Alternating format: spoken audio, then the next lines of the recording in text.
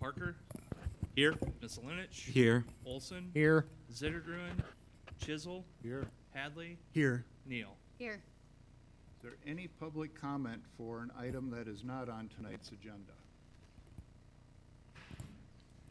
Seeing none, we'll go to the consent agenda. Minutes of the May 6, 2024 meeting, claims, renewal Class C retail alcohol license with outdoor service, Pulpit Rock Brewing Company. Renewal Class B retail alcohol license, Quick Star number 629-905 Short Street. Renewal Class B retail alcohol license, Quick Star number 1081-1101 Montgomery Street. Special event, Pulpit to Pulpit 5K run and 1 mile walk for charity. Special event, Nordic Fest Community Festival. Consider resolution setting public hearing for the Decorah 2024 street improvements asphalt resurfacing project. And consider appointment of Michelle J. Boyk to Decorah Human Rights Commission. Motion to approve the consent agenda? Parker seconds. It's been moved and seconded. I have to make a motion about abstention and removal of item G because I'm a community stakeholder.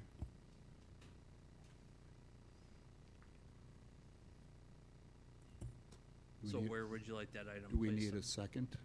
Nope. Okay, so we'll remove item G, Nordic Fest Community Festival, and approve the rest of the consent agenda as presented, And put it right after.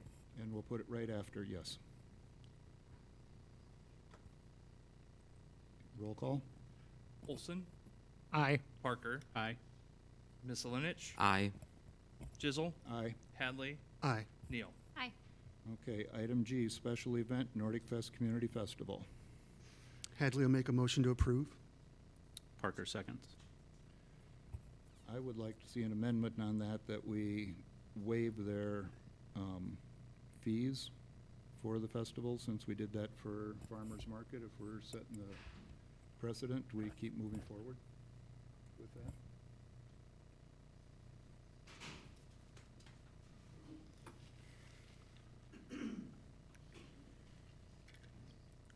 I'd like to call the question. No, I'd just like to call the question. I don't think you had a second, so Yeah, no, I'm just Yep. pointing it out. Okay, roll call? Hadley, aye. Parker, Aye. Olson, Aye. Chisel, Aye. Hadley, Aye. or sorry, Neal, Aye. Miscelinich. Abstention. Okay, item 5, consider resolution approving Decorah Municipal Airport Hangar and Terminal Project. Background? Yes, so I'm going to give quite an extensive background for item 5. There are 4 more agenda items immediately to follow that all have to do with this project. So the proposed project is to demolish the existing corporate hangar up at the airport. That is the building immediately east of the fuel station there on the apron, and in its place would be construction of an 80-foot by 80-foot conventional hangar with an attached 30-foot by 60-foot terminal building in that place. This would allow the public to enter the terminal building on the north side of the fence without having to cross the apron. The city received 4 bids on this project, with the low bid going to Tricon General Construction of Dubuque, Iowa, with their bid having a not to exceed amount of $1,964,000, where the engineer's estimate for this project was $1,965,328. Now, the total project costs associated with not just the construction of the building, but also construction administration, grant closure, would not exceed $2,205,000. With the grants that have already been secured for the project, as well as additional grants that will be applied for if council approves the subsequent items on the agenda, it would amount to a local match of not to exceed $371,500. It is possible, although not a guarantee, nor, I mean, this is a year out, but the city could potentially apply its FY '26 FAA Airport Improvement Plan funds, or what we often call entitlement funds, to the project as well, which could potentially decrease the local match to $236,500.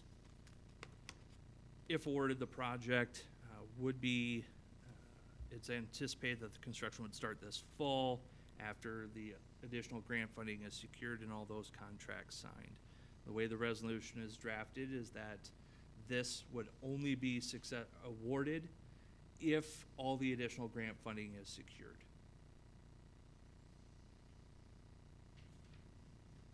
Do we need a motion on this particular one before we move on to the next two? Is that, Correct, so this Okay. would be to award the construction of the project. Again, construction, grant administration, or excuse me, construction administration, grant closure, everything associated with it, not to exceed local match of $371,500. We do have Dave Jones with McClure Engineering, who serves as the airport consultant here, that could answer any questions about the particular project. Airport commission members, several of them here, they did convene Wednesday of last week and do recommend award. There was several addenda that were issued through the project. There were some fire code review issues that we were able to work through, and the end product results in no additional hangars having to be tore down and no sprinklering needed by the addition of additional firewalls and fire separation that was pointed out by our building official, Greg. So we don't have to tear down the other hangars? Just the Just one the one. existing corporate hangar Right. that it'll go on. Yes, so previously, as discussed, there was, we anticipated that we were gonna have to tear down the west end through some changes proposed, creating additional fire breaks, changes the building classification, and we're able to get it passed without having to tear those down or sprinkler them. Hadley, Okay. will make a motion to approve. second? Okay, moved and seconded. Any council discussion? Okay, roll call? Hadley, Aye. Olson, Aye. Chisel, Aye. Neal, Aye. Parker, Aye. Misselinich. Aye. Okay, consider resolution approving Decorah Municipal Airport Solar Array Project. Okay, so this is, in addition to the building, this is the one agenda item that is not built into that $371,000. This was, again, a separate grant award that was secured through FAA supplemental funds. $150,000 grant award was secured. However, bids came in from Eagle Point Solar of Dubuque at $83,205, well below the engineer's estimate of $106,000. With that lower construction bid price, it would push the in total project costs, including consultant fees, to $144,465, which FAA supplemental is a 90-10 grant match, so they will not fund the full value. So our local match would be $14,000 and change. Let's see. There was discussion on possibly doing a change order to increase the number of solar arrays on the building. However, My Energy does have a policy that limits the number of solar you're able to permit on the system based on your 12-month average usage. That's how they calculate what they'll allow on the system. And building code also limits the installation of solar panels when they go on a building. It can only power that building and not more.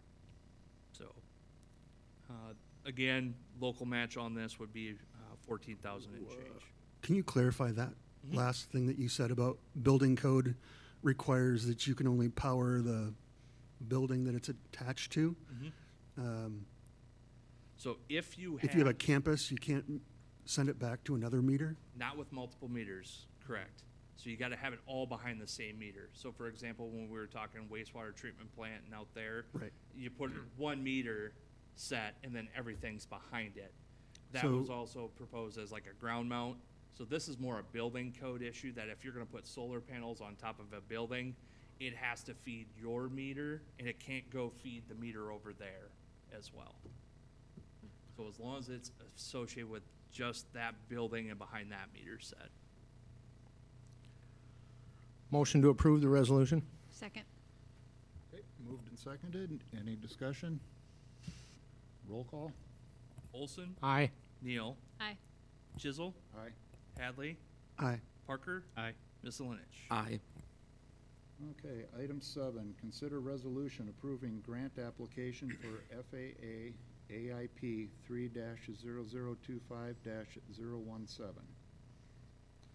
Item 7 is associated with the funding for the hangar terminal project itself, so that local match of $14,447, or I'm sorry, excuse me, this is the solar grant itself. So we gotta submit the paperwork. That's the local match associated with agenda item 6.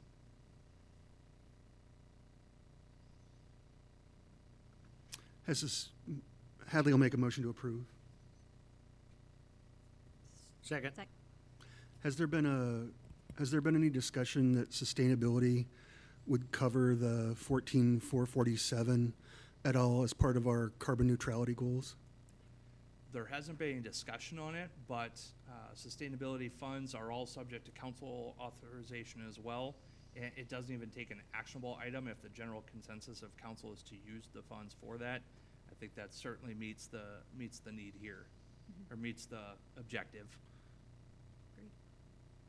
That would be, Can we do that would be my preference. Can we do that at this time? Yeah. Well, and Or- again, yeah, it doesn't even have to okay. be part of the motion. Okay. If you all look at me Okay. and say, yep, do it, that's where it's I coming mean- from. Yes. Yep. All right. Any further discussion? Roll call? Hadley, Aye. Olson, Aye. Neal, Aye. Parker, Aye. Miscelinich, Aye. Chisel. Aye. Okay, item 8, consider resolution approving application for the Iowa DOT Gavi grant. Yes, so this is, the city has already secured one of these Iowa DOT Gavi grants for $300,000. Again, this application also for $300,000. This is one that has a little different percentage with a 28% local match of $116,667, which is again in the amount of that $371,500 local match.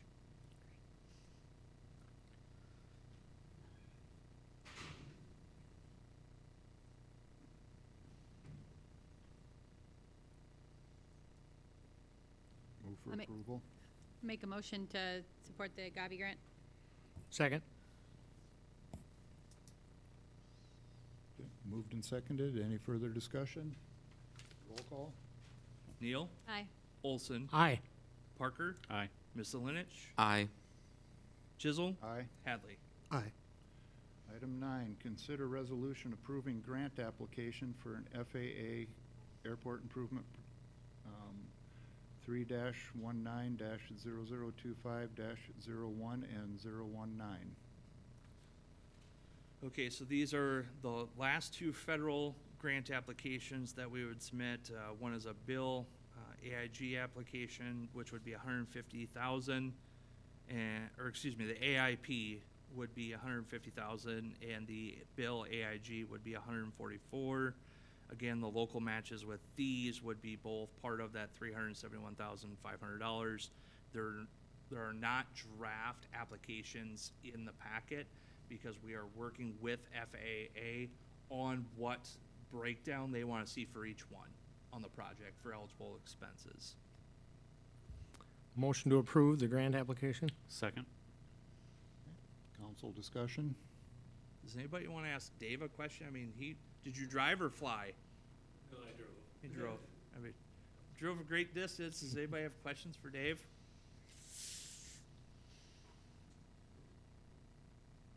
Seeing no discussion, roll We call? love grants, thanks.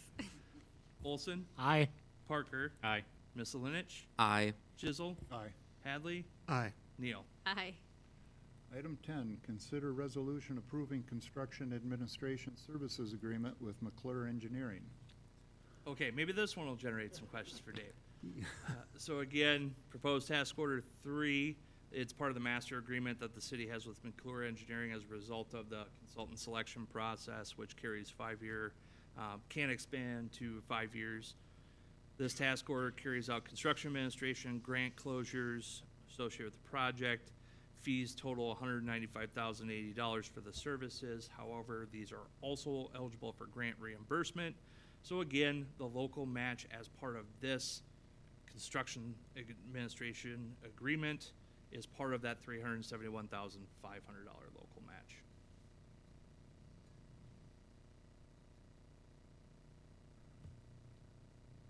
Motion to approve? Second by Parker. Moved and seconded. Do we have any more discussion or questions for Dave? Sorry, Dave. Could have phoned it in. All right, roll call. Olson, Aye. Parker, Aye. Chisel, Aye. Hadley, Aye. Neal, Aye. Miscelinich. Aye. Item 11, approve C3 design plan application for Rebound Partners at 105 East Water Street, 107 East Water Street, 109 East Water Street, and 106 Washington Street.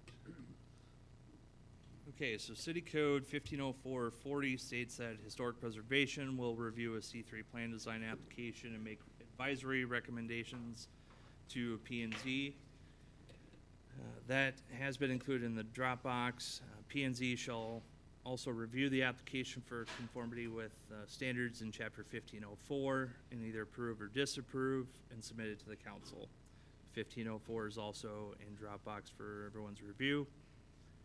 C3 plan has been submitted by Rebound Partners for renovation of the second floor of multiple buildings into apartment units.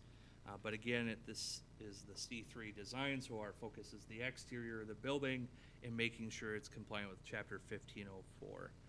The project includes extensive exterior masonry work, including removal of a third floor addition in the rear, if it hasn't fallen off already, and removal of foam and stucco in the rear. It also includes replacement and restoration of exterior windows and placement of fire escapes. Historic Preservation has voted 6-0 to endorse the project, and P&Z has recommended approval. Motion to approve the design plan application for Rebound Partners? I'll second. Moved and seconded. Council discussion? I did have a question. I don't know if there's architectural representation here, but in the profile that was in Dropbox, it looked to the Decorah newspaper's logo that's in the building would remain in the building. Yep. I know that is historic in that it's been historic for a small amount of time, but so was Happy Joe's sticker on their window, right? I don't find it especially visually appealing, and I don't think the Historic Preservation Commission would have allowed it to be bricked up and have that put in now. Is there a reason that that's staying? Other than I'm sure it's a little bit more extensive work, no, I don't know as to why it's being proposed to stay. Okay, that would be my only. Can we ask him? So we do have representation available. We have Scott Kester with Rebound Partners, Dan Gatchell, thank you, with Rebound Partners, and a slew of others behind them as well. So yeah, that was You know my most of those people. only question. Yeah, it's actually with Scott Kester with Rebound Partners, and Travis, do I come back up at a later date where we talk a little bit more about the project? But I can at least address your Yeah, question yeah. now. So certainly when we get into Okay. like the further items off of the next one, you'll talk a lot more about the project then, but Okay, yeah, I all would right. certainly answer that So one. there, with the historic preservation piece, it dates back to this period of significance, and so that's where that's why that's going to remain. That's the primary reason where it's going to remain, and that's what we needed to submit to the State Historic Preservation Office. Okay, thanks. Yep.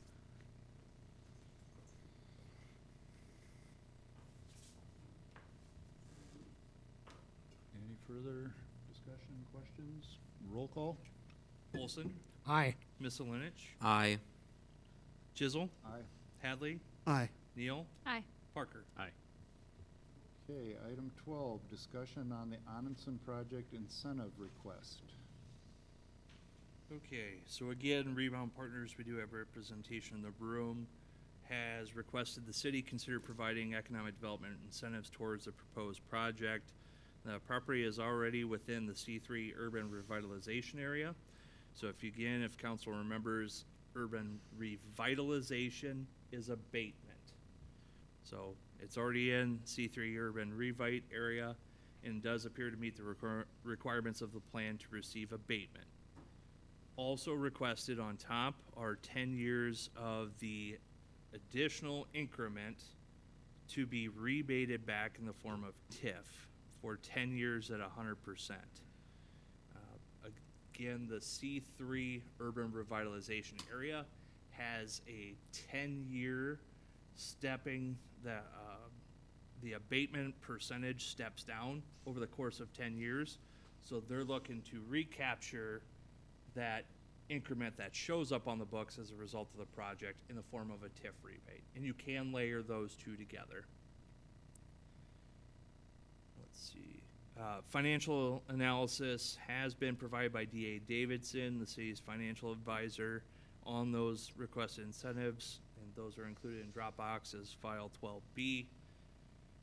This is meant to be, again, a discussion piece because staff will have to take the results of this discussion and work with our TIF legal counsel on amending an urban renewal plan or the creation of a new. What I am envisioning is amending the, I believe it's 1996 C3. There's an urban renewal area that was associated with Fairway when it moved to that location. So we would look to amend that plan to increase both the size as well as you need to identify the project in your urban renewal plan. So that's the big thing is even if this were in an established urban renewal area, we still have to amend the plan to show what the project is. Do we have to take this before the other TIF partners?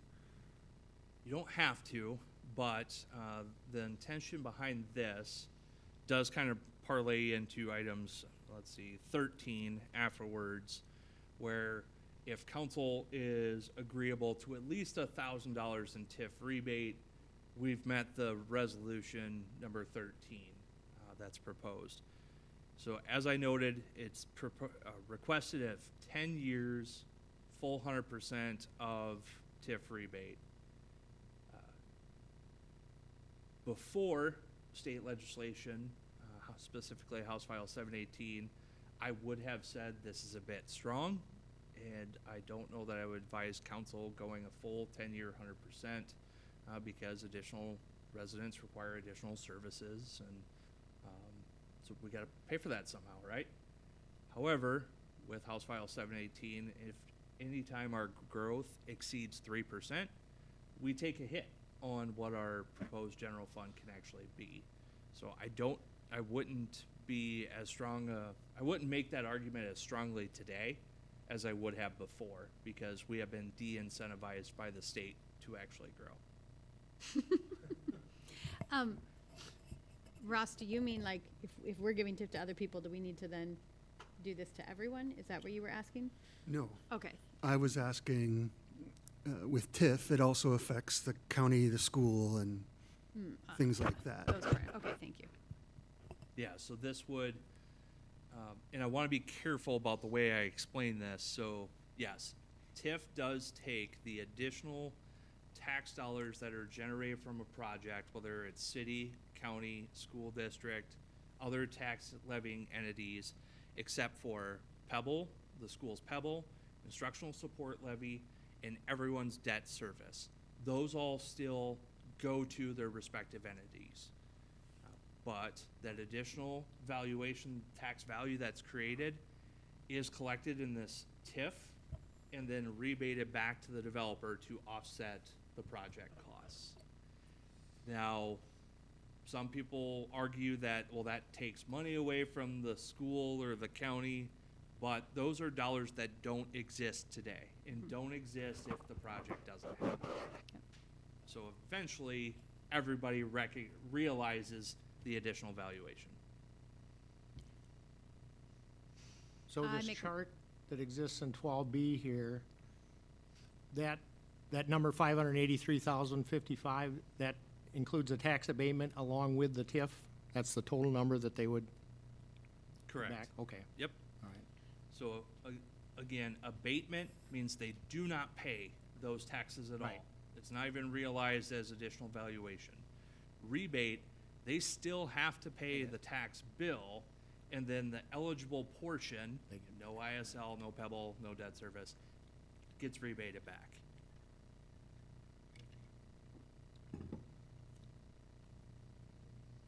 This is only for the one project, not both.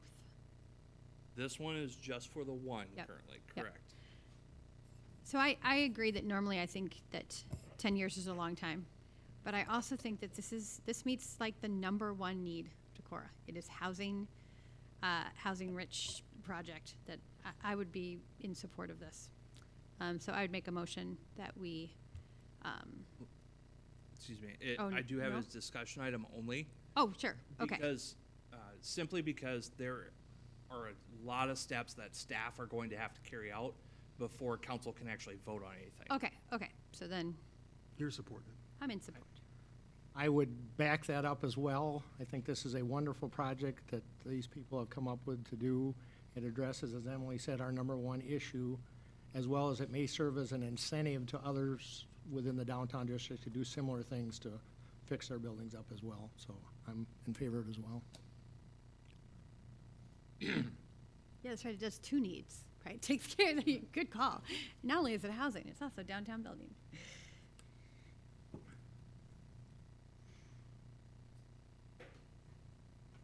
Yes, I would also be supportive. Increases our population capacity, which in turn helps our census, which in turn drives it. It also improves the value of our C3 district through historic preservation of a challenging building, and supports one of our core strategic goals. So, 100%.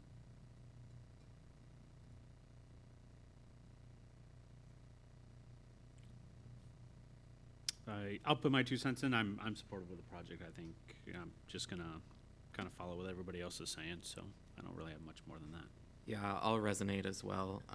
I'm in support.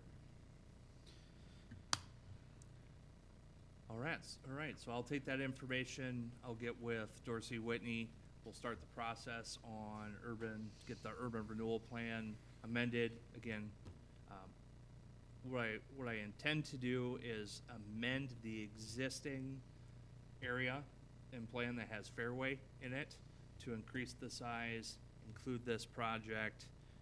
You used to be able to say, we want to provide up to $3 million in economic development incentives and put that in your plan, and you were covered until you've provided at least $3 million of incentives. The state did away with that and said, no, you got to be specific in saying, this project, doing this, we will give this amount.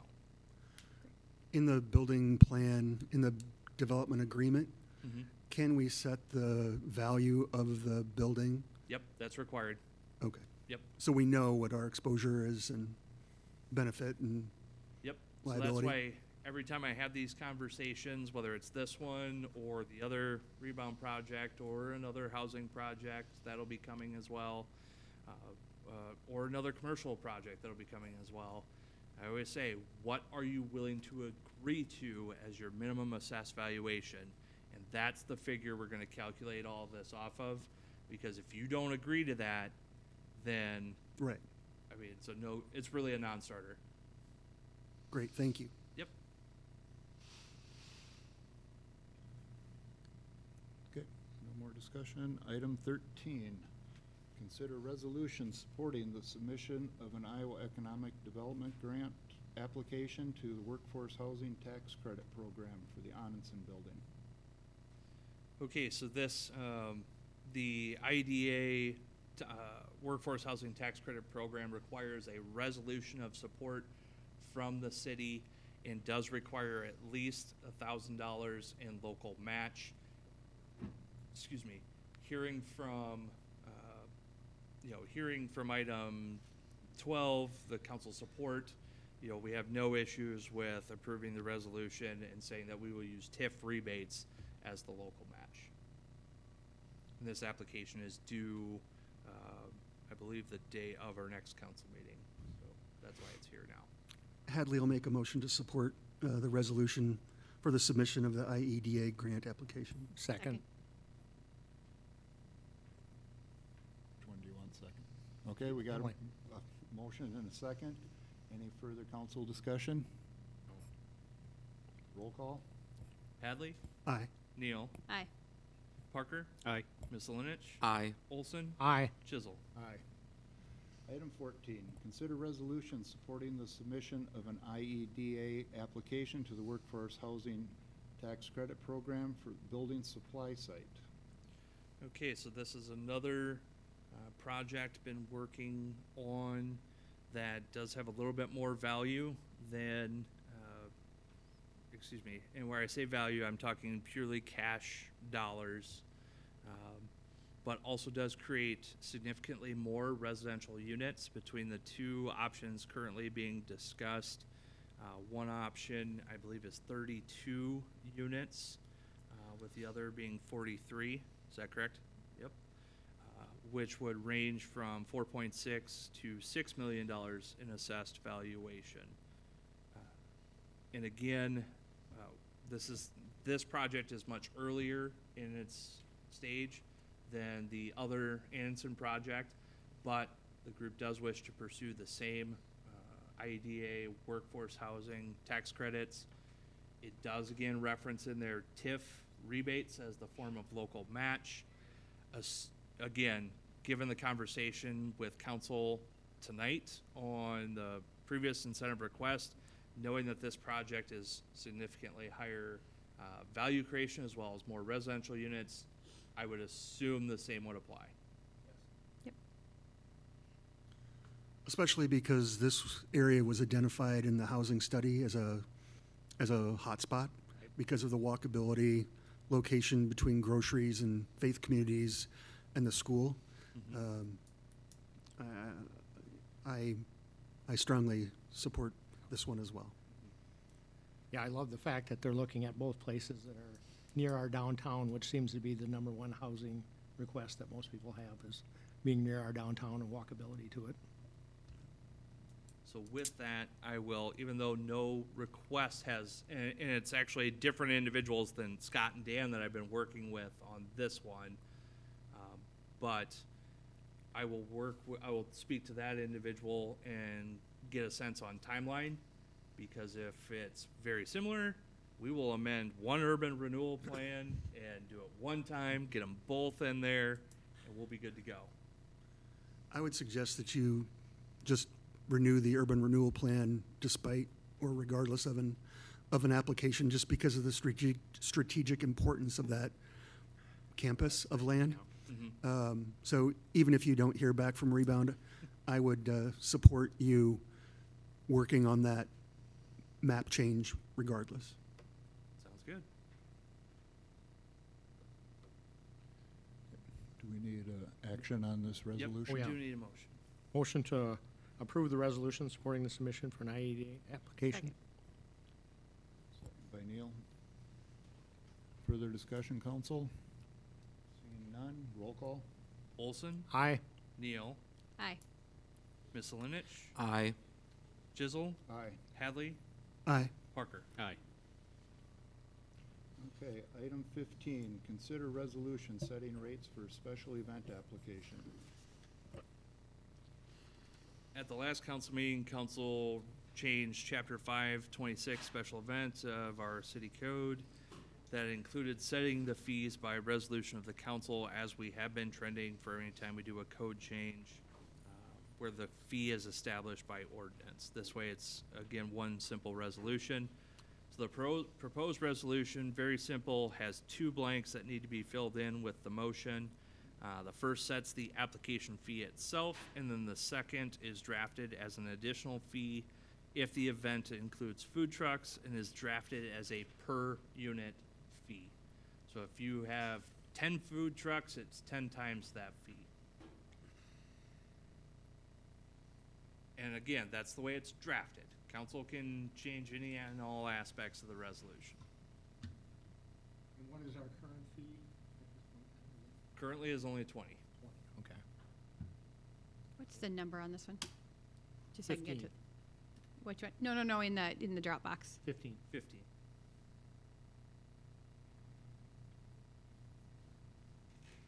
There we go, thanks.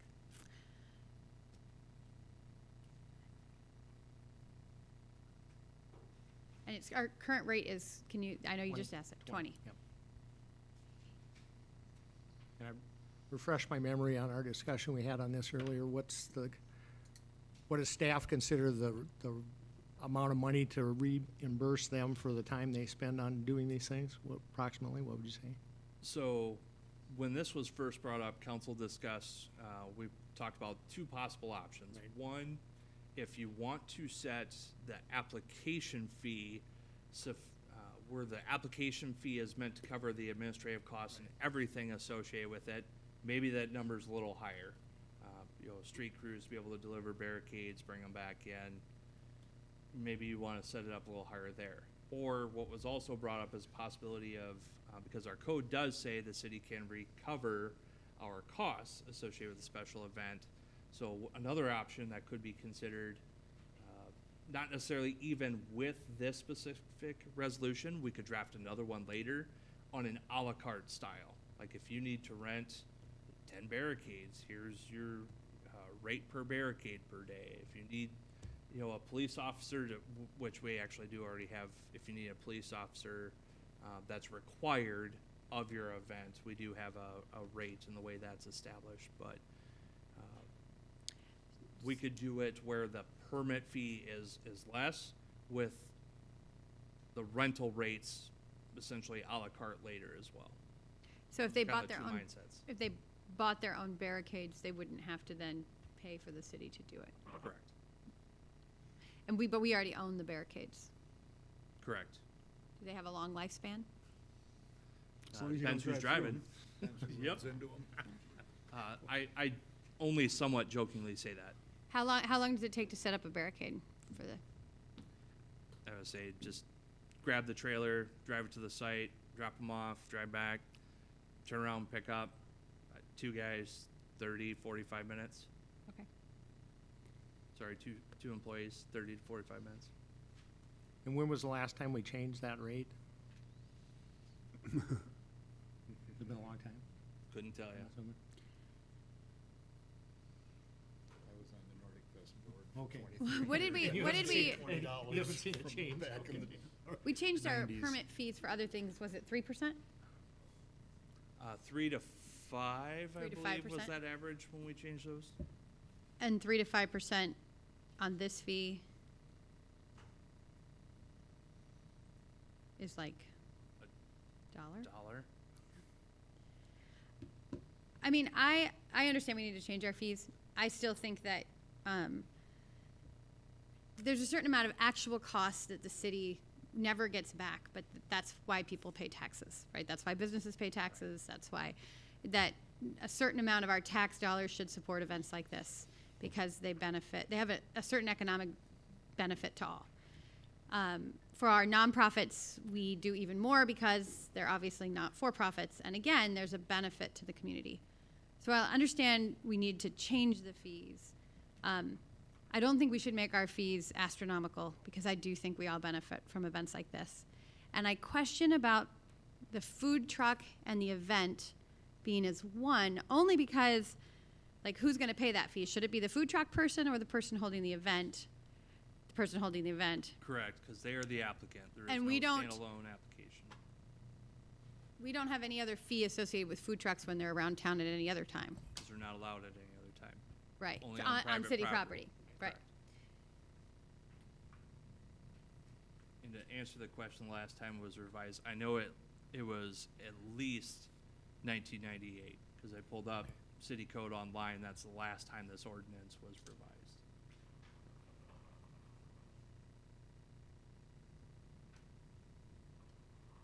Is going to, from 20 to 25 and then 15 for the food truck, is that a reasonable number? I mean, again, I don't want to make it too, I don't think it's egregious, but I mean, $25 will cover the paperwork Right. cost. right, right. And we're not even recouping the inclusion in the minutes,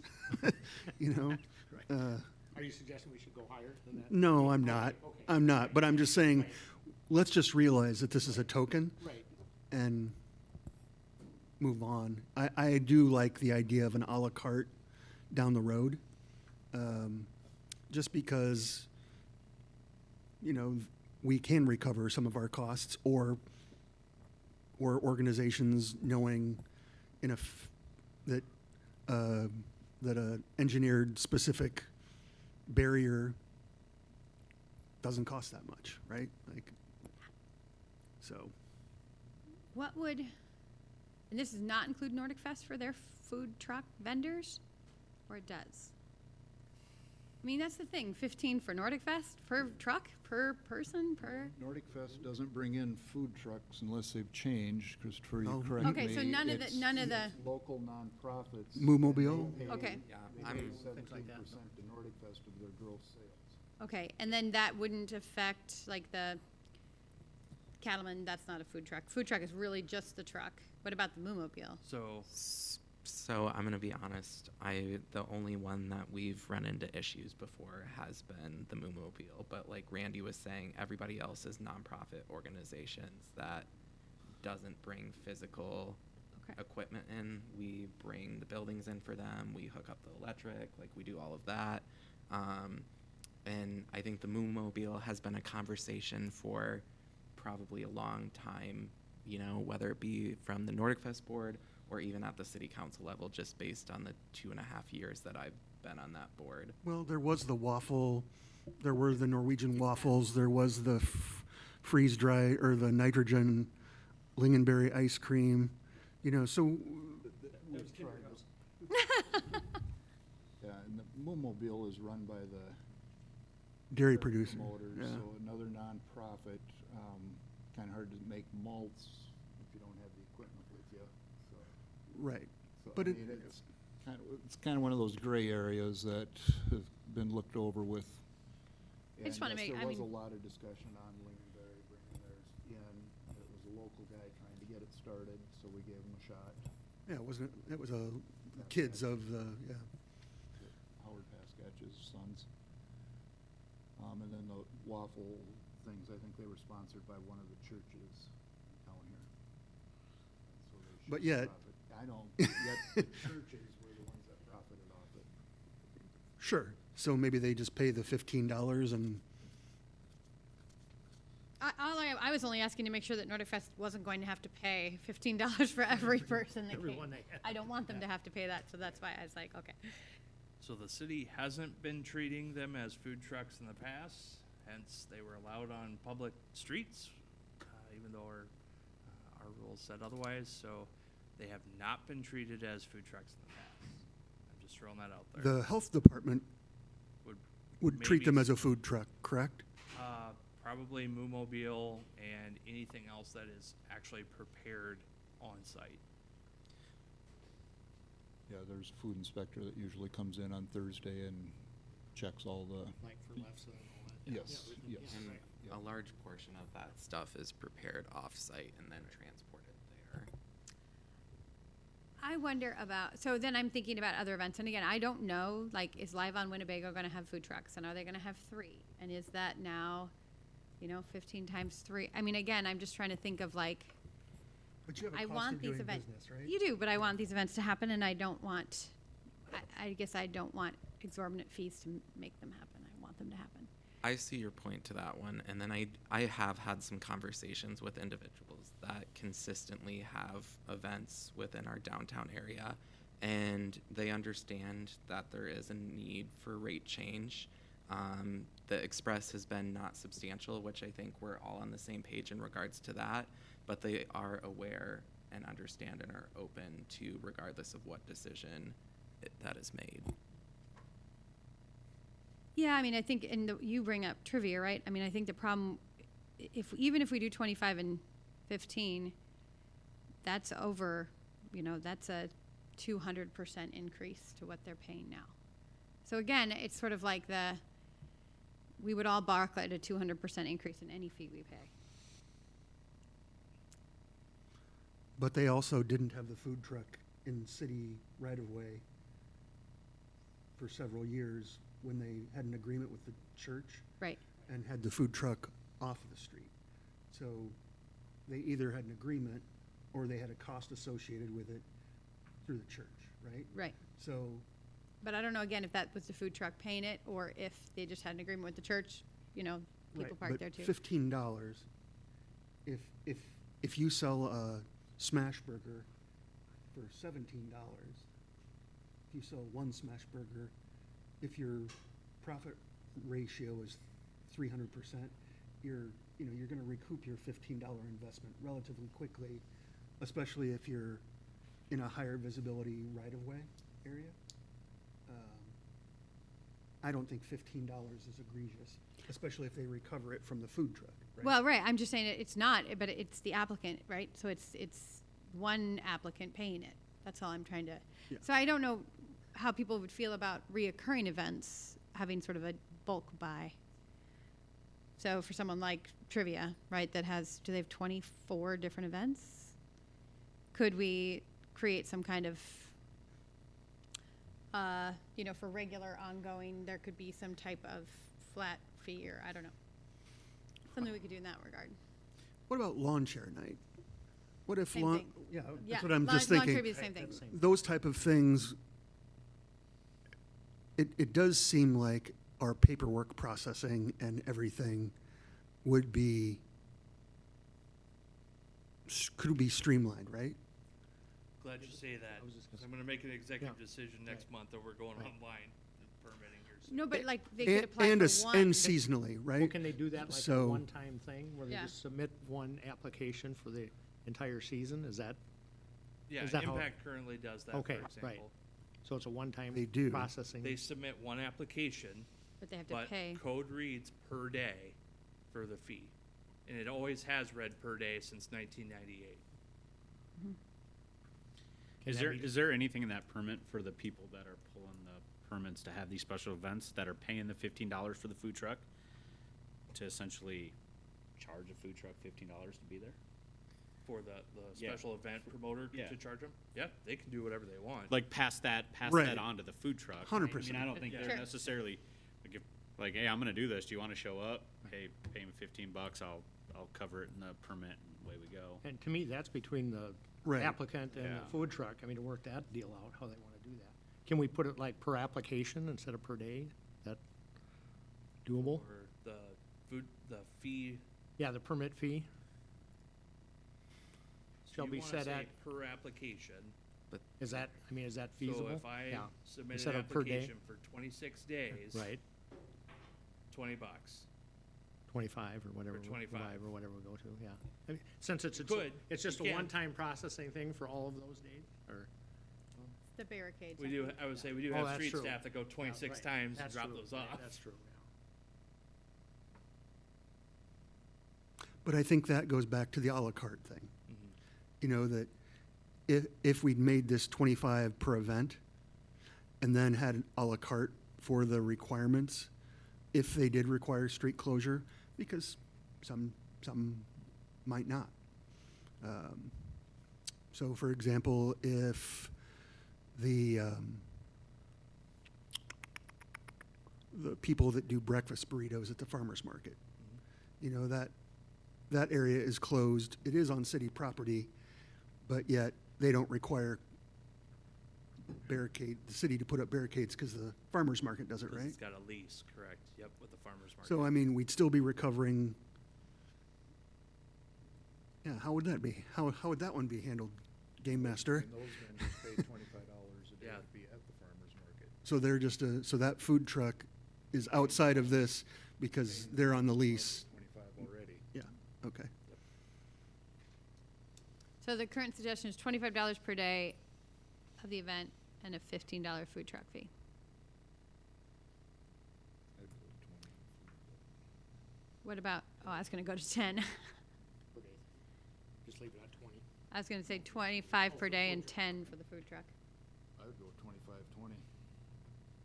I think that's too high. Gentlemen? I'm It's our good for first time, and we can always 25-10. raise it. Yeah, I'm good. I'm good for 25-10. I'll go with 25-10. That works for me. I don't want to hit them too hard. Because we need these events still. So somebody should make a I'll, motion. I'll make a motion then, that we, set the food truck and special permit application fees at $25 per day and 10 per food truck. Second? Okay, moved and seconded, discussion? Roll call? Neal, Aye. Olson, Aye. Ms. Linich, Aye. Jizzle, No. Hadley, Aye. Parker, Aye. Olson. Sorry, Aye again. trying to type up. He's trying to get 7 votes. Yeah, exactly. Yeah. Doesn't add up to 7. Zittergren still doesn't vote. Yep. Okay, item 16, resolution establishing Water Street closure policy. Okay, so there's a lot of discussion at the April 15th council meeting surrounding the Cops and Rodders Car Show special event permit application. Council heard comments from businesses in attendance as well as others via email and phone asking that Water Street not be closed because of the negative impacts to surrounding businesses. The proposed resolution would establish a policy that Water Street would only be closed for special events pursuant to Code Chapter 526 for Nordic Fest. Nordic Fest would still have to apply for a special event permit and follow all other requirements under 526. At the May 6th council meeting, when this item was first discussed, this item was then tabled in order to hear more comments from the public. Did you ever talk to Chamber of Commerce and get their opinions? I did. I spent most of the day talking to the Chamber of Commerce. I started there this morning and then went through downtown and talked to a number of different businesses down there. The vast majority of the people that I talked to were not in favor of making a blanket thing where we don't ever have an opportunity to close off Water Street for any event. The Cops and Rodders thing, the vast majority of the people that had a problem with it was not that they closed Water Street, but just the date that they did, or choosing to do it on. They wanted that date moved, which we did. We worked out a deal with them to move it to the previous Saturday. Which for some that created a problem, but no solution is probably gonna be perfect when it comes to this, but. So I think the vast majority of the businesses I talked to today, including the chamber, they were not in favor of the idea of closing Water Street, or never closing Water Street for any other event, but leaving that option open for particular events. I wrote back to the people who had written me previously to try to garnish some feelings on this. And I do want to reiterate what I said last time, which is that I wanted robust discussion on it because I just think we need a policy. I feel like we're often in the middle. We were in the middle for Cops and Rodders, and then all of a sudden we thought we had a great compromise that then wasn't a great compromise for some. And I feel like last year we were totally in the middle when it came to Ridiculous Days because we literally had two groups of downtown businesses telling us they wanted two different things. And I think it's just important to have a policy so that when other new people come to say, we'd like to have this event on Water Street, when we have gotten numerous complaints on every event, including Nordic Fest, right, that closing Water Street hurts businesses, especially if it's a entertainment event, because they just don't go in. So Ridiculous Space is obviously geared towards the downtown businesses, but even then we heard from businesses that they don't all want the street closed. So I was really excited about the people who wrote me back, who gave me some feedback, because I was really just asking for ideas. And so a couple ideas that were thrown back at me, which I think I'm just going to throw out here. One was that we acknowledge the days that we won't close Water Street. So if we could say, all right, we won't close Water Street during the winter holiday, or on Thanksgiving, or on graduation, or maybe studio tour, right? Are there events that we could work with the chamber on that, like, no closures during these high traffic retail events? Another suggestion came about how many times we would close Water Street. I think that one's a little bit more complicated. And another great suggestion was, rather than ever closing the whole street, why not let the event focus on a block that they want to have closed? So, and this was specifically targeted towards Ridiculous Days, that maybe where the largest clothing retailers with the biggest racks could be in the street for that block, but that the entire street wouldn't need to, or the whole length of Water Street wouldn't have to be closed, to allow for parking for those who need parking downtown, or for people who are trying to just get downtown to do their business that they normally do on any given day. So those were the suggestions I heard. As I said, I'm not married to any of them. I just think we should have a policy, and I thought those were great suggestions that I said I would bring forward. Just to touch on what Emily said about the dates thing, several of the businesses or people I talked to in the chamber as well thought it would be a good idea if we came out with a calendar listing like chamber events on it, major dates like Mother's Day, graduation days, Luther Parents' Day, things like that. So we had a calendar that had all those different events listed on there, which would make it easier for the people that are looking to apply for these blocking of Water Street off to be able to look at that calendar and make a determination of whether there's actually a need on those days, or try to work it around those dates and pick other dates that would be more applicable for their whatever event they were having, or And something along that line. I like that idea. I was thinking about that as we were riding over here. My only concern is that we have Cops and Marauders, which is a great event, and they obviously want to be on Water Street. And they have 2 weekends to choose from because they want it during police week. All of this is like reasonable and good. And so that would be Mother's Day or graduation. So what do we do? I'd like to phone a friend. I'd like to ask the chief and our city engineer their thoughts on Water Street closure and things as well. Chopper, do you have a mic over there for y'all? I'd just like to get some staff feedback. Personally, can you hear me okay? Yes, ma'am. Personally, I think that Cops and Marauders is a great event. We appreciate the Elks Club and all the businesses being so thoughtful and allowing that to happen on Water Street. We know that the venue is key in keeping the most amount of people downtown. The reality is, Police Week gives us 7 days out of the year where people really pay attention to police, the sacrifices made for this career, and then, remembering the cost, I guess, of those lost in the line of duty. We have 51 other weeks in the year that we can promote positive policing. Maybe we can build on some of the other community events, potentially at the fairgrounds, even using that area because of the ability to park and maybe utilizing the dirt track. Again, it does take us away from the Water Street venue, and people really like that. So we're not stuck necessarily on Police Week, but it's been what the Elks Club has wanted to do, to just pay your respects to police. So I guess on the police side, we're open to whatever. We just appreciate the continued support for the event.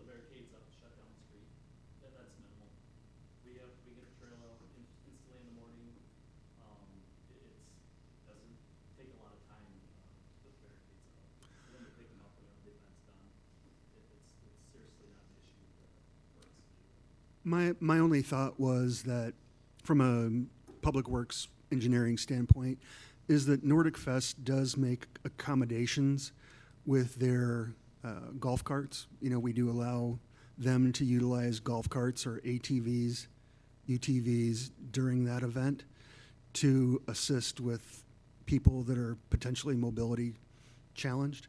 No? They don't do it? Your insurance would go through the roof if you started giving rides. It's to move equipment, Nordic Fest personnel around from event to event. So there's really no accessibility. Unfortunately, but that was something that we learned back in '99 when Rag-Bri came through. Can't give rides for insurance reasons, and our insurance carrier said the same. Christopher, again, I'm going to defer to you because you're currently on the board. It's the same as it was back then. Yep. I guess, I guess my opinion is, and my thought is that I'm not necessarily against closing Water Street. I do like the fact of identifying certain dates throughout the year that we should not close Water Street. I do think I think that's reasonable. I think that helps us, because it's kind of a guideline. Because we've pretty much already stated and set a precedence as far as Luther graduation and our high school graduation. We're not going to close Water Street on that weekend. So we've already kind of done that, and we've identified that. And I understand that, take the Cops and Rodders, for example. That's great that they want to show support, and like Chief Thien said, that it's all about, sacrifices law enforcement makes and showing support for law enforcement. But that doesn't necessarily, you can do that anywhere. Businesses can't move their shops anywhere. They're brick and mortar, they're there. And on these really high traffic days that they have a lot of product that they're being sold that, is beneficial to them, their families, their livelihood, I think we definitely need to understand that. When you talk about Nordic Fest, the only thing that really falls around Nordic Fest is Nordic Fest. And so, it's not like, people are coming to Nordic Fest for Nordic Fest. They're not coming to Decorah for graduation weekend, and we're just having to shut the street down for that weekend. Right. They're coming for that specific purpose. So that's kind of my view and my thought on that, is that I do like the idea of identifying some dates, of saying, so, these are the dates that we're going to keep our Water Street open to support our businesses downtown, and have walkability and parkability, and that's. Hadley will make a motion to table and ask staff to work in conjunction with the Chamber of Commerce to put together a calendar of events and Second. revisit. Second. Moved and seconded. Roll call. Hadley, Aye. Misselinich, Aye. Olson, Aye. Chisel, Aye. Neal, Aye. Parker. Aye. Okay, item 17, request for quotes issuance on Dalen property planning and design. Okay, so included in the fiscal '25 budget is the planning and design of the Dalen property. The proposed request for qualifications would be used to solicit qualifications from interested consulting firms on the planning and design of the 30 acres. It's drafted as a conceptual design of the entire 30 acres through workshops with stakeholders, along with the design and drafting of bid documents associated with the construction of 2 ball diamonds and a concession stand and storage building. Considerations noted in the RFQ include the installation of a solar array, battery storage to feed the property and the wastewater treatment plant, future expansion of additional ball fields, and consideration of robust stormwater management practices and runoff considerations. Stakeholder input would also be used. What else might be considered as part of that master plan of the area? Again, this is a request for qualifications, so they will submit basically a firm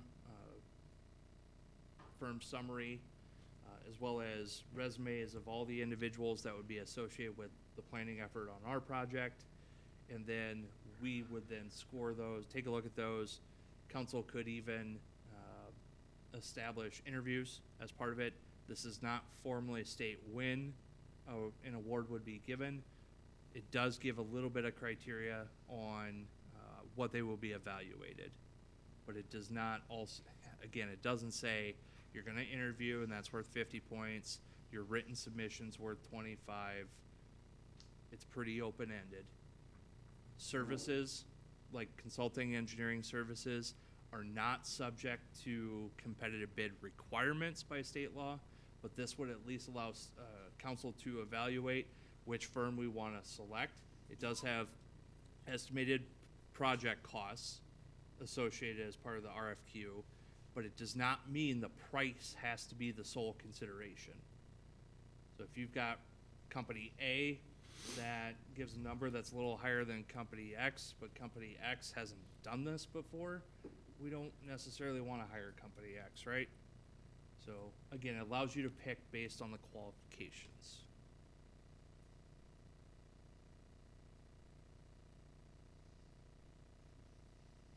Would move for approval. Second. Any further discussion? Are there like certain companies that do this specific type stuff, or that specialize in this thing? Specialized, yes, there's going to be several. I've got a few that I know of that specialize in like ball diamonds, but what I would focus in, this is the design. This is a master planning effort, so this can be done by a lot of consulting firms. They will bring in the individual sub-consultants on the specifics of stormwater retention basins, and a different sub-consultant on ball fields and lighting and all that. So we'll focus on the design consulting firms. Okay. Any further discussion? Questions? Roll call? Chisel, Aye. Olson, Aye. Hadley, Aye. Neal, Aye. Parker, Aye. Miscelinich. Aye. Item 18, consider an ordinance amending section 10.52.220 parking on boulevards prohibited of the Decorah Municipal Code, second reading. This ordinance it leaves code essentially the way it is, where you still can't park in the right-of-way, with the exception adding, unless otherwise approved by a resolution of the council.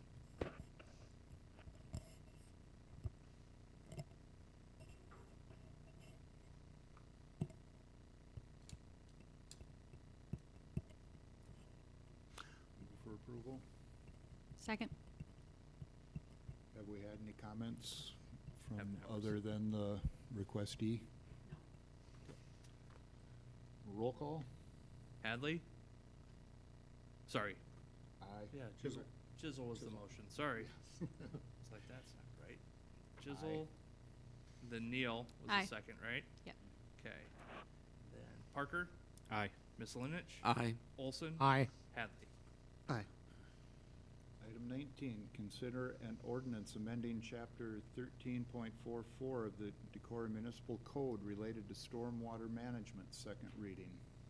Again, this ordinance is drafted to bring our chapter 13.44 in line with the new Iowa law that'll go into effect July 1, primarily on stormwater management. There is a topsoil component in that new legislation. We did add topsoil as a definition, but did not add any topsoil requirements of any kind. Again, this takes our existing stormwater and changes the pre-development consideration, which was grassland, and turns that into the pre-existing site conditions, which is a requirement of the new state law. And then also changes the post runoff amounts that you can limit to again come in line with state law, but it also allows for the city that within 60 days of review by P&Z, that should recommendations be made that we want to require more stringent stormwater runoff practices, the city can pay for design and construction if we opt to. Motion to approve the ordinance amending chapter 13.44. Parker seconds. Okay, been moved and seconded. Any discussion? Roll call? Olson, Aye. Parker, Aye. Miscelinich, Aye. Chisel, Aye. Hadley, Aye. Neal. No. Hadley will move to waive and adopt in displeasure. I was kind of hoping we could go to the Supreme Court with this one, but okay. Second. Been Emily, if you vote no, this doesn't pass, just so you know, because we're missing one. You need a 6 out of 7 supermajority to waive the third.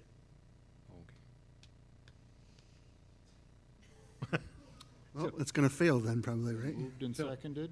Okay. You want to retract yours? We'll just do it next time. You want to retract? No. No, I mean, Oh. Ross. Yes, I will have a withdrawal. I will draw my second. All right, item 20. Consider an ordinance amending chapter 17.84, R5 Planned Unit Development District of the Decorah Municipal Code, third reading. R5, it's an existing planned unit development district, existing city code, or existing zoning code section within city code. It's meant to be more flexible.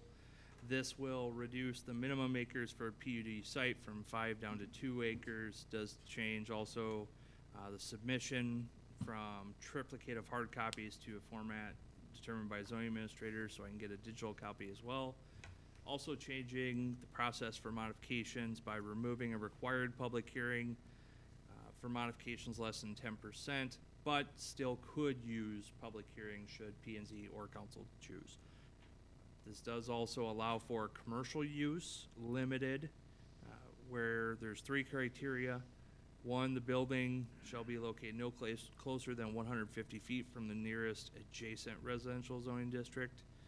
2, combined commercial units may not exceed 10% of the total number of units in the development and identified in the site plan. And then 3, again, all potential uses of commercial units must be submitted as part of the development plan, and essentially creating its own permitted principal uses within that PUD.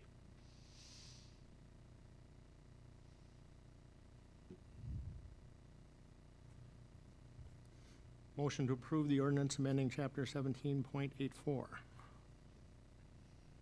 Parker seconds. Moved and seconded. Any further discussion?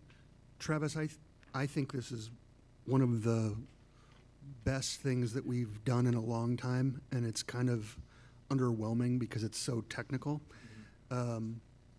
Is there, with the approval of this third reading, is there a way that you and Greg and Jobs can work to make sure that developers outside of the valley know about this? Yeah, so I can tell you, I've actually already talked to 2 other developers. One of them, actually you are familiar with 2 of them, both of them, in the room as well. But yes, we can make sure that more know that this has been made, but this has been something conveyed to other developers already as well. Or could we do I know we had done an infill study several years ago Okay. with available infill land. It was a GIS analysis, I believe, that was done as part of the housing study. If we could look at that data and see how the PUD overlay, or this, not overlay, but these changes,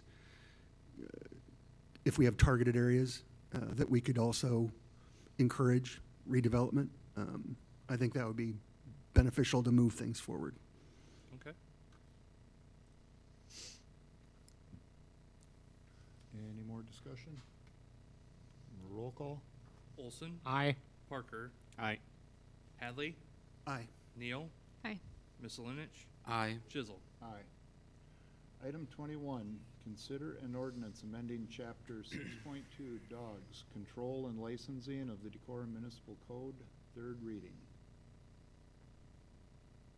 I think we've been through this. If we had any further comments? Motion to approve the ordinance amending chapter 6.20. Second. Moved and seconded. Roll call? Olson, Aye. Neal, Aye. Parker, Aye. Miscelinich, Aye. Chisel, No. Hadley. Aye. Item 22, consider an ordinance amending Decorah sign ordinance and creating chapter 15.20 of the Decorah Municipal Code sign ordinance, third reading or first reading if alternative language is considered. Okay, so at the last meeting, I did preface the second reading with that staff was working on alternative language to recommend at this meeting. John primarily has worked on that, and so some definitions have been added, some definitions have been beefed up. John, do you want to elaborate on anything in particular? No, these are all open to suggestions, and if there's any question on the meaning, let's try to tweak it so it makes it easy to understand for everybody and for law enforcement and city staff to enforce. So if there's any questions about what the meaning is, prefer not to have somebody ask me what the interpretation is, because then we need to work on making it clear. The other part I would just mention,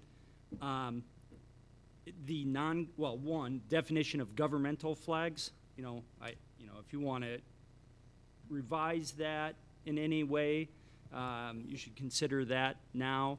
The other thing, non-governmental flags, and this goes to, the Green Bay Packers flag or the flag with the leaf on it for the season or whatever, or anything that doesn't meet the definition of governmental flag. How many do you want to allow? Just the Packer Yeah. If That's viewpoint It was discriminatory. great that you brought that up. Very much appreciate it. You, So since, I have a question about it actually. Since we've adopted the Decorah Luther Pride flag under our flag policy, are they government flags or are they non-government? Well, I guess I say look at the definition. In my definition that I provided, that is not a government flag. Well, no, Really? it's not. It's a government. It says, Well- and other flags that have been adopted or sanctioned by an elective legislative body of competent jurisdiction. That's not us. Well, you are. So that's a good point. I mean, I had in my mind, I'm thinking, what flags have been approved by U.S. code or by Iowa code to represent that government? In the eye of the beholder, and maybe we need to revise this, my idea, the Decorah high school flag, I don't think that's a government flag necessarily. We just fly that. So you're looking at it a different way, and that's not wrong. I think that's good. So maybe this is something we can tighten up.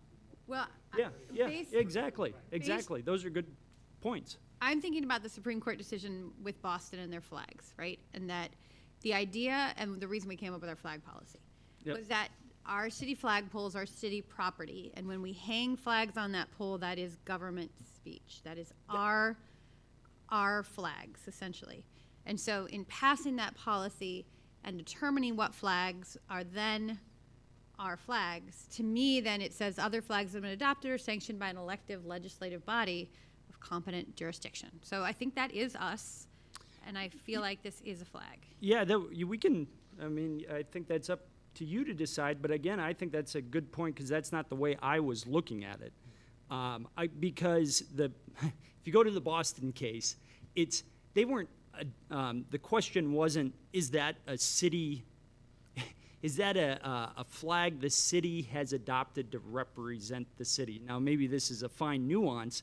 It was the question was it a message the city wanted to adopt to convey?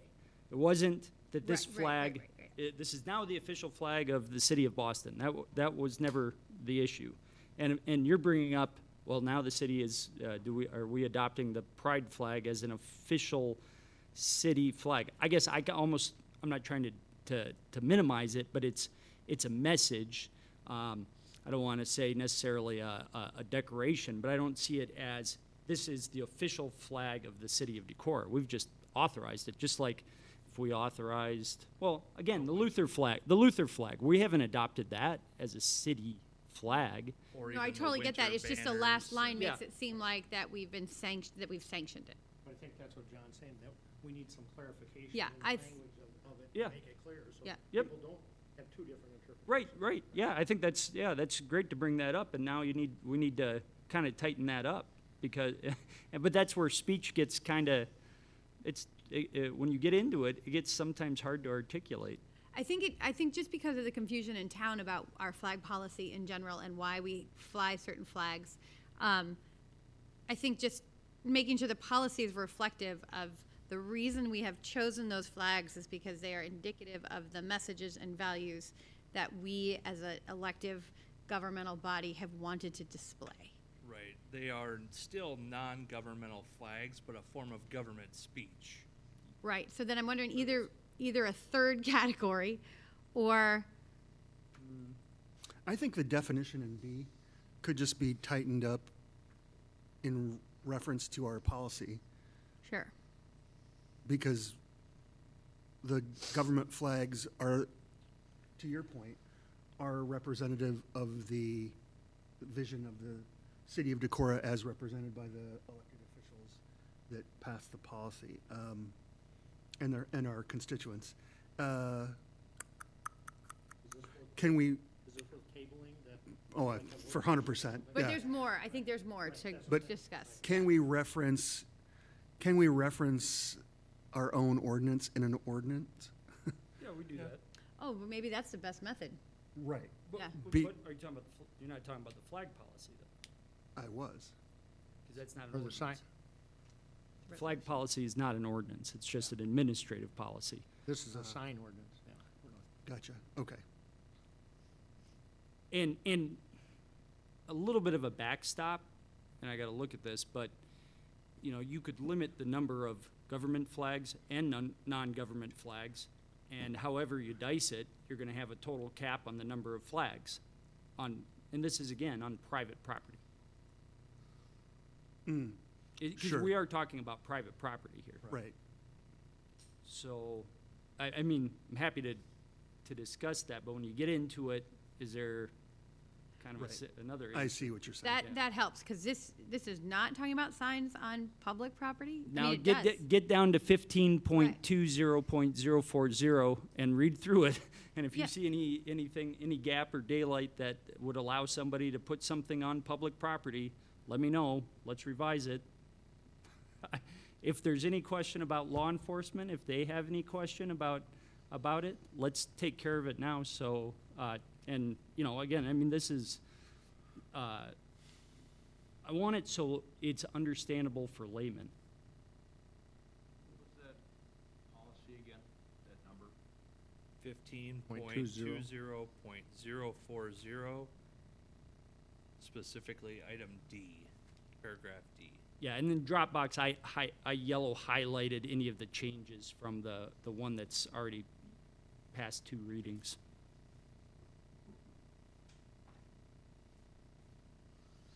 In Dropbox, that's file 22B, as in boy.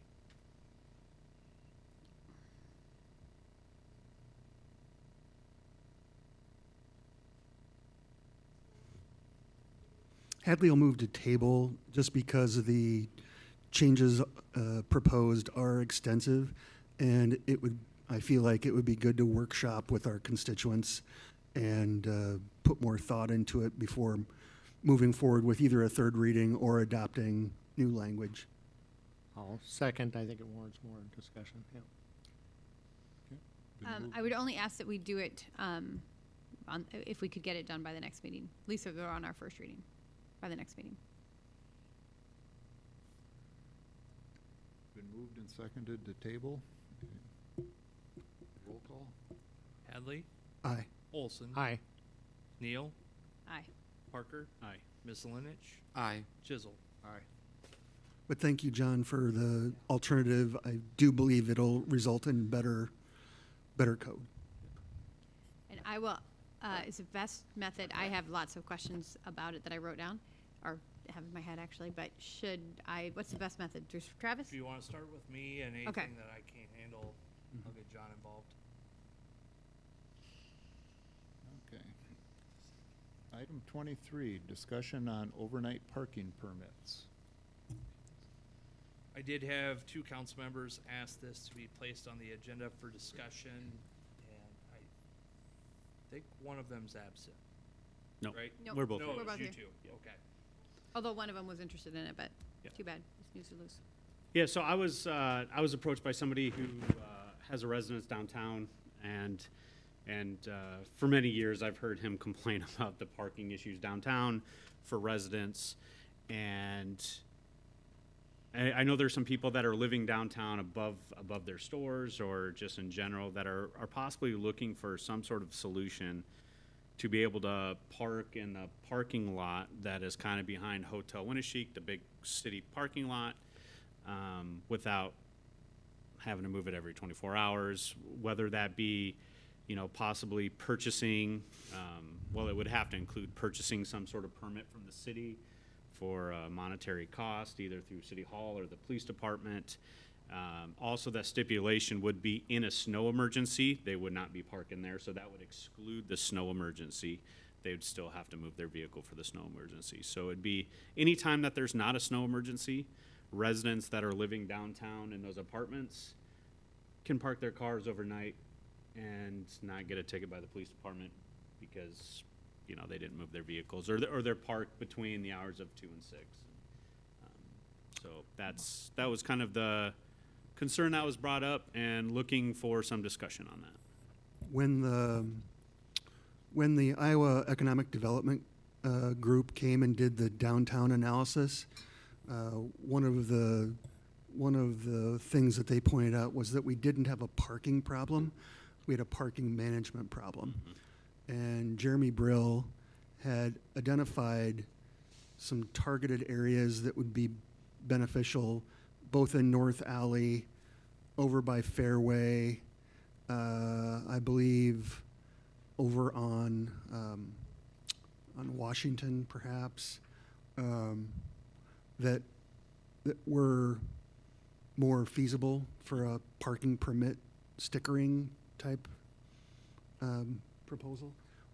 It never got brought forth, but I don't know if you guys have access to his email or whether you can ask him about specifics. But it was drawn out, and the areas were highlighted based on walkability Sure. and on snow removal, because they did workshop it with the staff. Because honestly, snow removal is the biggest thing, Yeah. even outside of a snow emergency, just because sometimes we have to be creative as far as whether we're pushing or pulling or.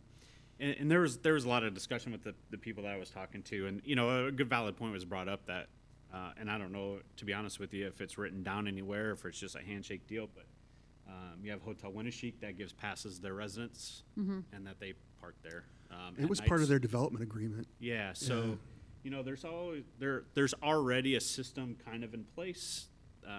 There's some residents are just looking to have it extended to the residences that are down So there. I'm how not. do we envision this to work then? Would they actually have to pay a fee to get Yeah, that yep. permit sticker or whatever? pay a And then they fee. just put it in their window or windshield somewhere so that police can recognize exactly what's going on or Yep. Yeah. what they're So authorized to do. I I'm can not go.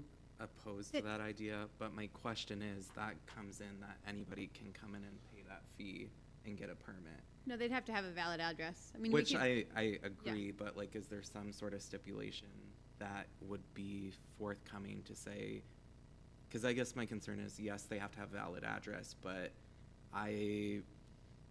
what if they don't update their ID right away? They could walk in and present, saying, hey, like, this is where I still live, you can give me a parking permit to park downtown. So I guess my concern is.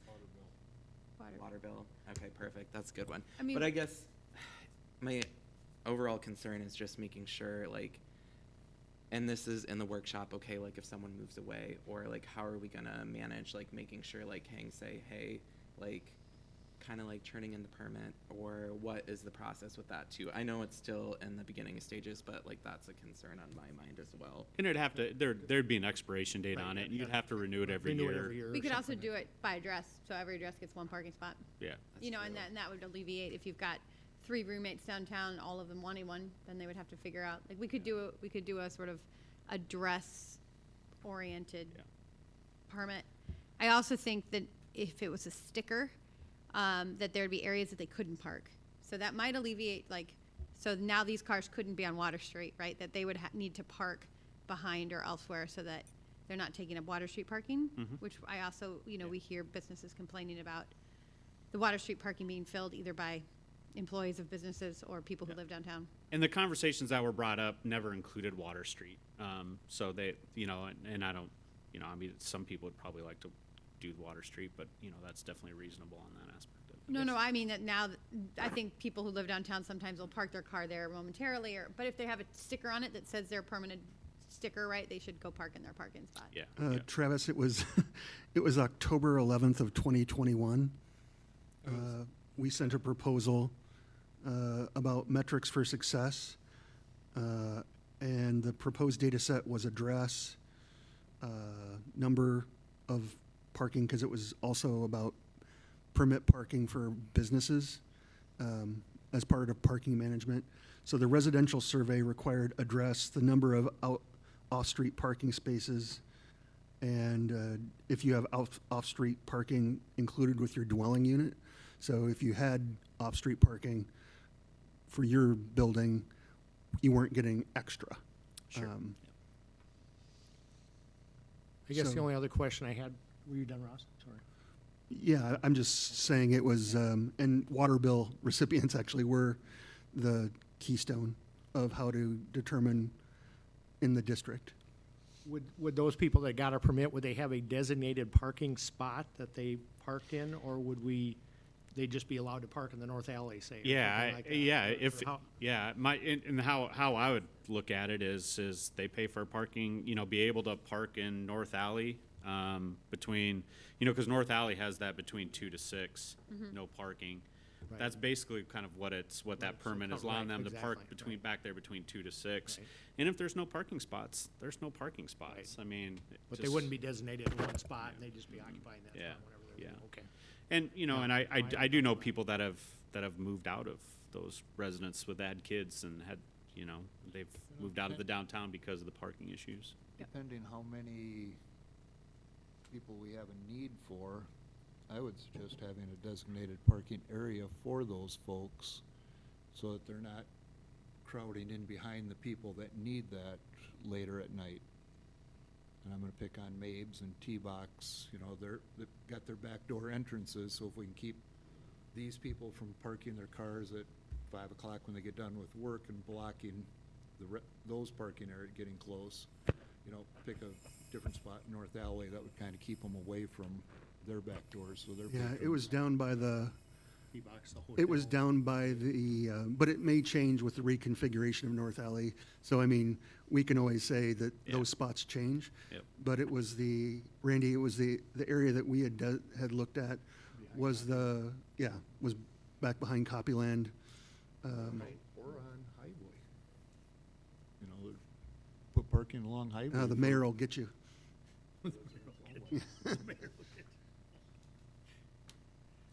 Oh, yeah. Whatever. Yeah, she hates Highway parking. I still want to see that a one-way street. Okay, any further discussion?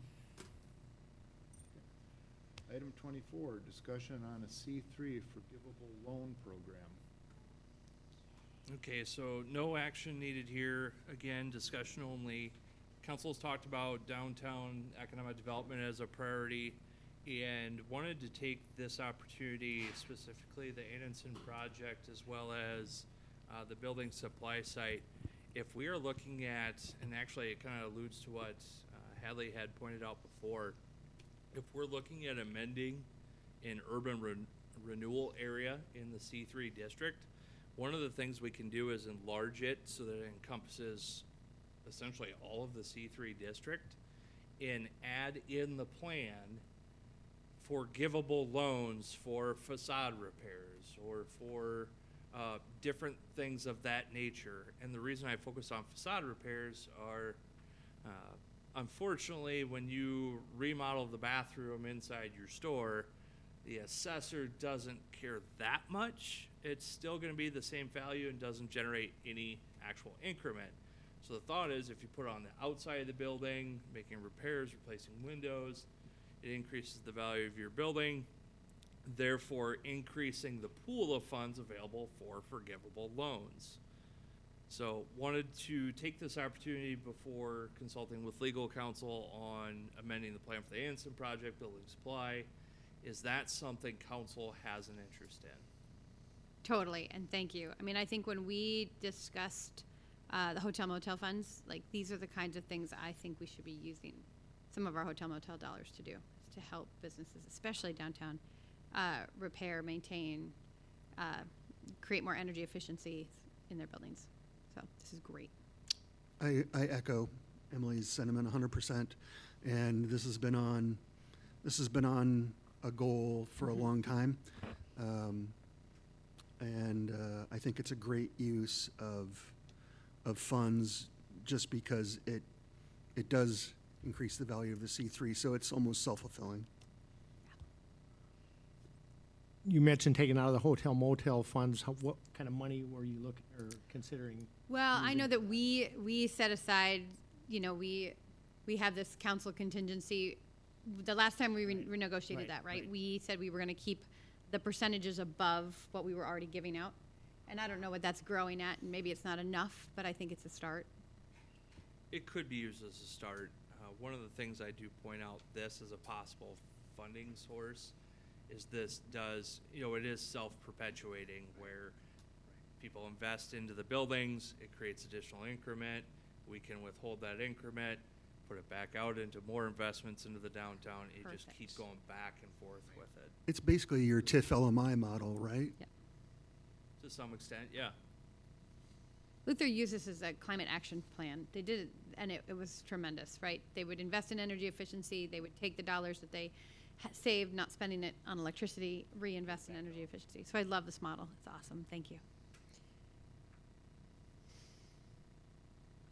All right, I'll bring this back up for future council discussion later, because as I start to work with the legal counsel, we'll have to bring the parameters in on the project and put those in the plan as well. Sounds good. All right, item 25, we have openings on the Decorah Human Rights Commission and the Library Board as of July 1st. Item 26, City Manager Report.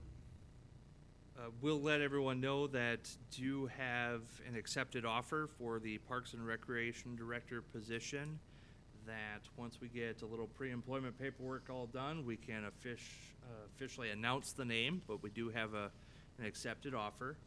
So looking to get that individual on board. Also wanted to, I should have wrote down. It's warm in here. Lost it. It's hotter. Ow. It is hot. Can you open a window? Street superintendent, thank you.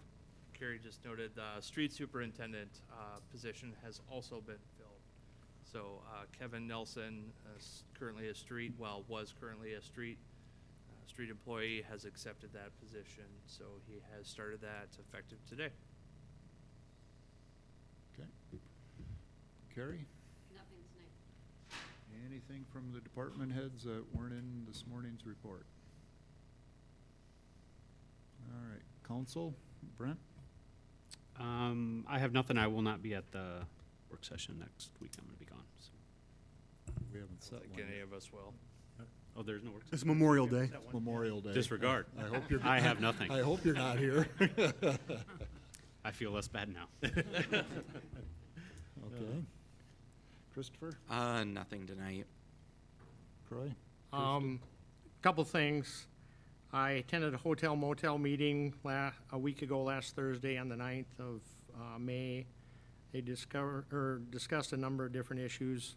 Melissa Ritter brought up one point. I'll just point out that through the Iowa travel thing that they were involved in, they were contacted with a person from Chicago that came to Decorah or whatever, put out, after she'd visited our Decorah area, she put out in her Instagram post, and they received, I think it was 64,500 hits on her post or whatever, which was at a 44.67% view-through rate, which is double what they normally get. So Decorah was of great interest in the Chicago area, so those dollars are being well spent to try to recruit people from a bigger area, I think, that we're looking to recruit from, and Chicago is one of the areas they're hitting up on.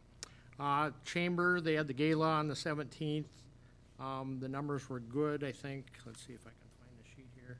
I think they profited like $13,000 this year, which was $4,000 more than they had last year, so that was a good thing.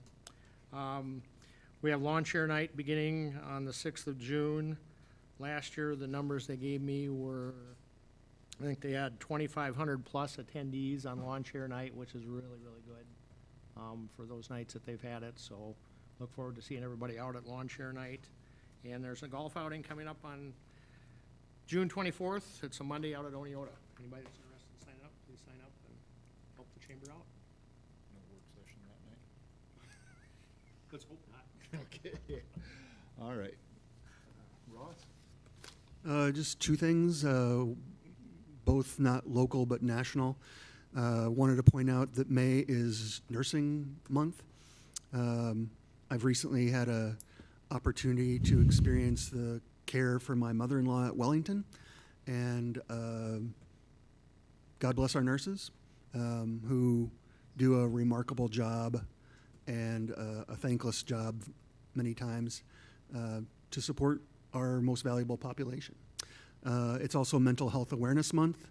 I know that a lot of our calls for service are potentially related around mental health, and I just want to reiterate the support of our council and community for those that require services, and to make sure that everybody knows about 988 if you are feeling suicidal, or if you need to chat, you can either call or text. So that's it. Thank you. Emily? Yeah, I just wanted to draw attention to Slayton, Minnesota. Slayton, Minnesota voted last week to municipalize against Xcel Energy in a positive referendum, and I might be slightly off on my percentages, so check Decorah News because they wrote a great article about it, but I think it was an overwhelming 70% margin, yes, no.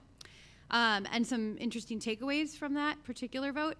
One of the reasons they wanted to municipalize was because of their high rates. So their current all-in residential rate is 16.7 cents. And our all-in current rate is 18.09 cents. So I do think that if a more conservative town just north of us can look at something like municipalization, I think that's a really good sign for Decorah.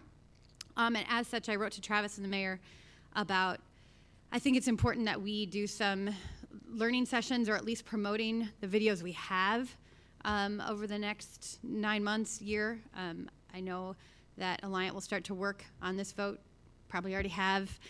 So thinking about ways in which we can, as a council, get out information that we currently have, but also host listening sessions, listen to people, gather more information ourselves. And I'm actually would like to propose that we have a working group so that we're not dealing with it at council all the time. And I was brainstorming, thinking, what about a few council members, some people from sustainability, and then like a call to people, like, hey, you want to serve on the MEU working group in Decorah? And that way we could make sure people are getting information, answering questions, and listening. So. And that would fall under the mayor's ability to establish special committees in the council rules and procedures. Okay. And then my other last report would be on sustainability. They're currently working on their update. I think we announced this last time, but they did get the grant to help support energy efficiencies for low-income housing. They'll be able to fit 2 houses, and then also be doing a lot of audits to help people save on their energy costs, which is great. So thanks to the commission for doing that and putting that forward. Okay, thank you. I just have a question for John and/or Mike. What's our painting schedule for streets this summer? College Drive is invisible. So the painting crew is here in town a week and a half ago, gave me a quote. And last week, our city-owned painter broke. We just got that back. So Okay. we're hoping to start painting this week, depending on the weather. But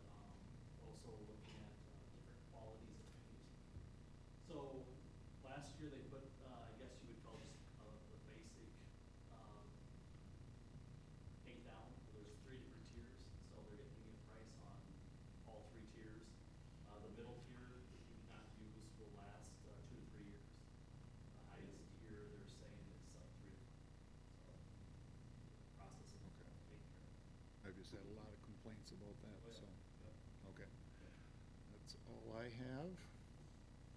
I will move to adjourn. Thank you, everybody. Thanks.